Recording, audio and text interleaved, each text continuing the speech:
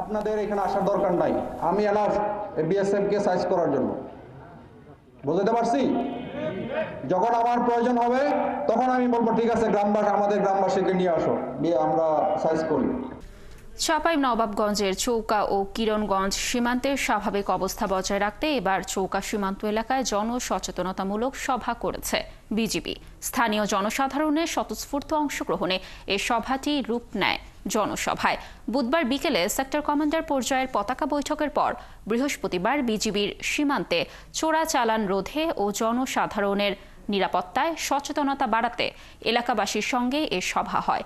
শিবগঞ্জের বিনোদপুর ইউনিয়নের চৌকা বিওপির আওতাধীন বাখর আলী সরকারি প্রাথমিক বিদ্যালয় মাঠে ৫৯ বিজিবি ব্যাটালিয়ন এই সভার আয়োজন করে। উপজেলা প্রশাসন, জনপ্রতিনিধি এবং বিভিন্ন শ্রেণী পেশার মানুষ সভায় বক্তব্য রাখেন এবং সবাইকে ভারতের আগ্রাসনের ব্যাপারে সচেতন ও সতর্ক থাকার আহ্বান জানান। আপনাদের এখানে আসার দরকার নাই, আমি এনাফ বিএসএফ কে সাইজ করার জন্য। বুঝতে পারছি? যখন আমার প্রয়োজন হবে তখন আমি বলবো ঠিক আছে গ্রামবাসী, আমাদের গ্রামবাসীকে নিয়ে আসো, দিয়ে আমরা সাইজ করি।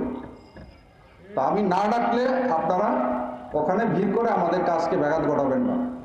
আমাদের হাতে অস্ত্র আছে, আমাদের ট্রেনিং আছে, সর্বশেষ হচ্ছে আমাদের মনোবল আছে এবং আমাদের পিছনে 18 কোটি মানুষ আছে না? তো 18 কোটি মানুষ থাকতে আমার কি ভয় পাওয়ার কোনো কারণ আছে?